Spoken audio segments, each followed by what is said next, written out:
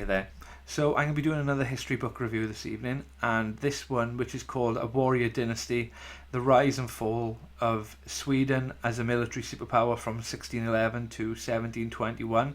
Really, this is one of the reasons why I've chosen to do the channel. Not this book in particular, but because I have quite a wide collection of books on, I'm trying to get at least one book on every topic that I can historically, which is I find relevant. That this really speaks to why I'm doing. I've set the channel up and why I'm doing the reviews. This is a very, for me, I knew nothing as a sort of little Welsh boy. You don't get told anything about Swedish military history, let alone French military history at all. When you're in school, but I think once you've got a love of something, particularly a love of history, and you start to read around topics a bit more, and you start to get interested in countries and people that you didn't think had any sort of not so much benefit, but bigger contribution to what we are always told, particularly in Britain, on the sort of the geopolitical and world stage, and also in terms of previous centuries warfare and history. And Sweden, this particular period and this particular book was something I really wanted to read and to listen to. This one I did listen to was on Audible, so it was reasonably cheap as well. So I had this for £1, which was $8.99, rather than the $15.74, which is what is going on at the moment on Amazon. It's a pretty, for such a long century as well, an important century in Swedish history. It's a relatively short book. It's 10 hours long, or 10.5 hours long. It's written by Henrik Lunde, and it's 320 pages long. So this book, as it says on the front page, it really does give the reader an understanding of what was the Swedish century, really, who, as a nation, just to give a little bit of context, at the time, at the start in 1611, Sweden wasn't even the premier Scandinavian nation. You had the the Denmark-Norway alliance, which was preeminent in Scandinavia. You had the Russian previous Kievan Rus, who were starting to push into the Baltic area. Also, then across the Baltic into Germany as well, you also had the preeminence then of the Habsburg Catholic League, and this is where this is where the Swedish really start to sort of find themselves on the world stage, really. So early on in our sort of in the book, it does show that the nation itself, of at the time only 1.5 million people, was pretty much up against it in terms of economics, in terms of the faith of the nation was Protestant, which was very much in the power minority in Europe at the time as well. Later on, Sweden's support for the Protestant alliance in the 30 Years' War would be quite crucial,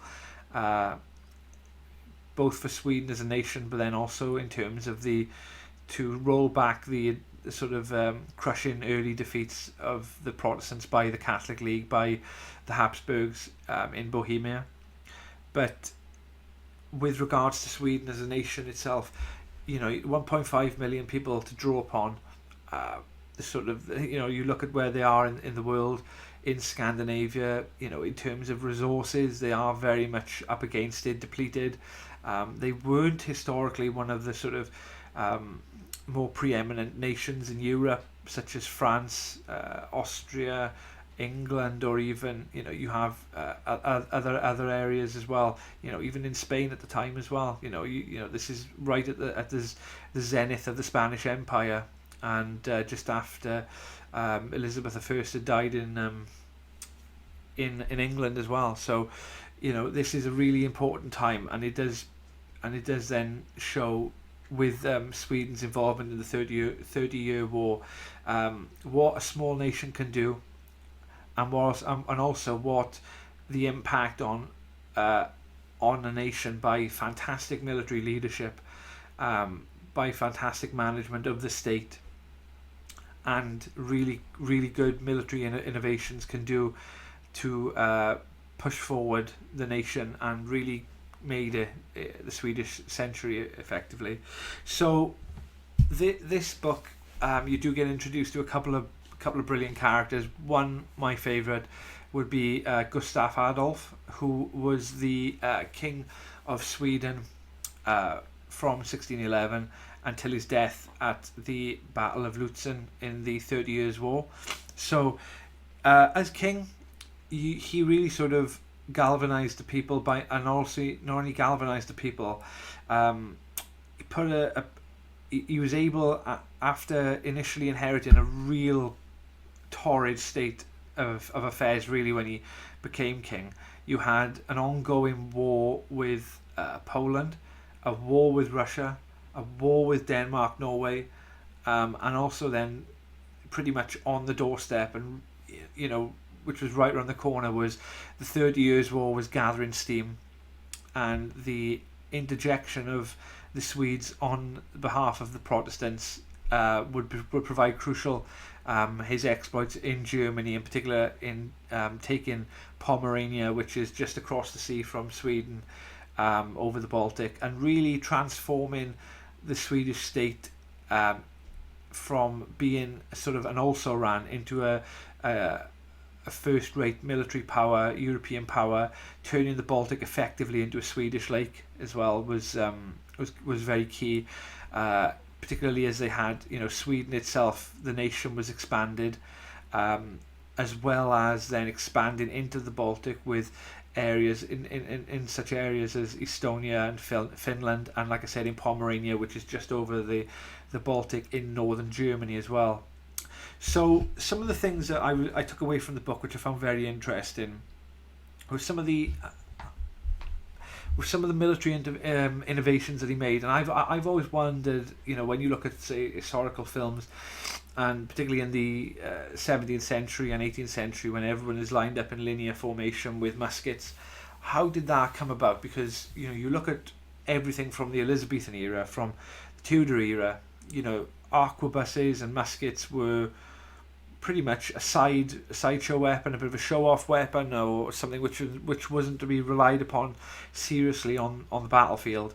But the innovation of the that bringing about of the linear formation was key, I think, for the Swedish military, because effectively what you had was a sort of a general consensus in Europe at the time, modelled upon the Spanish tercio or tercio, which was, you had a compact block of pikemen that would walk in unison together and smash whatever was in front of them, which was pretty much indestructible unless you had in-range cannon.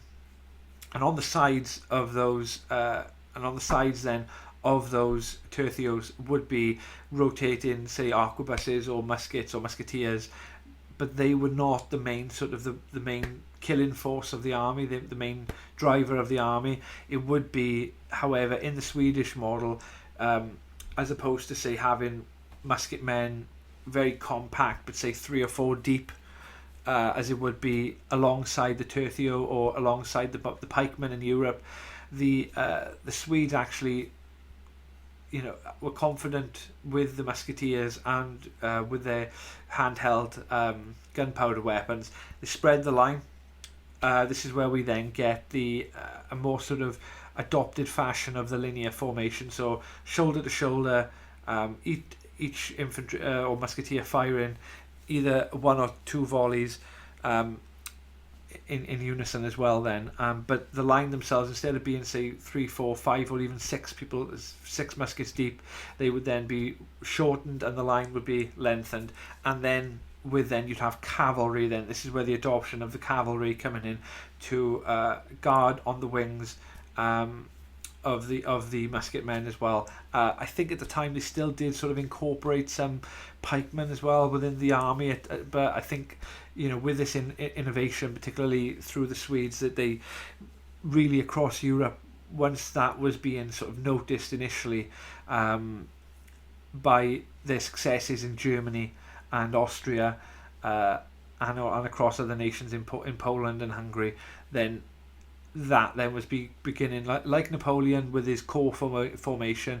Whatever is innovated then becomes the sort of the consensus, and then your enemies will start to use that against you as well then. So that's what I found was very, very interesting in the book. But more so the advent of how the decline of the Swedish century happened. And whilst Gustav Adolf was a brilliant leader, albeit probably retrospectively reckless, but at the time, you have your general and your king leading you into battle at that time, and he died at Lutzen whilst the battle was won eventually.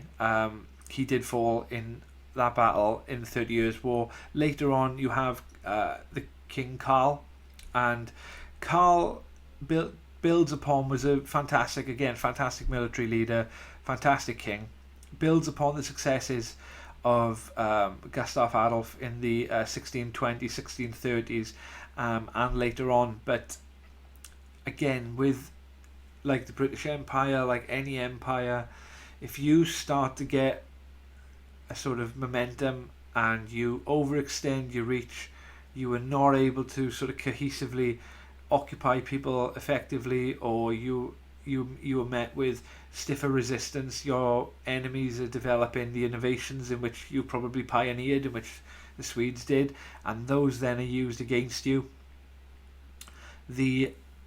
Unfortunately, what happened was that Karl had, despite being a fantastic military commander, had overextended the Swedish reach, and whilst in Poltava fighting against the Russians, was defeated, and eventually that sort of wrapped up the seriousness of Sweden as a main first sort of tier military power in Europe. But I think for the century that they had, very much similar to the cultural sort of golden era of Holland and the Dutch Republic, I think these are very, very interesting periods in European history that not only, I don't think that we should sort of be cast really with a sort of a binary choice, or just a sort of a choice of picking the top sort of influential nations such as England or France or Spain, and the rest of them don't matter. I think that's really why I wanted to look at this book, and I was very pleased to have read it. So overall, though, I think that the way in which the book is written, I know that the writer is an English speaker as well, but unfortunately, I think that the way in which it was written was very sort of it could have been a lot more exciting. The narrative was, although it was compelling, because it was a subject I'd known nothing about, or relatively little about, before I read the book, I just felt that it wasn't really, after the death of Gustav Adolf, it wasn't really inspiring to read the rest of the book, and there was a sizable majority left actually. So overall, though, I did enjoy it, and I would, like I said, any history fan, any sort of lover of history, I would say pick up this book, and I would give it 3 out of 5 stars, which isn't too bad overall. I think the majority of the reviews where you're getting for A Warrior Dynasty are around, say, 6.5, generous 7. It's not reinventing the wheel by any stretch of the imagination. It is a bit of a sort of niche book about, if you're sort of more into the macro of history. But I would suggest, if you want to pick this book up, then definitely you can get this for $12.50 on paperback. Kindle version is quite expensive at $10.44.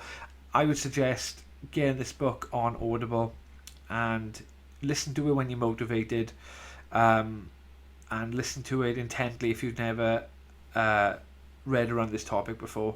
But I did enjoy the book. I thought that it was something where, as a history lover, you've got blind spots.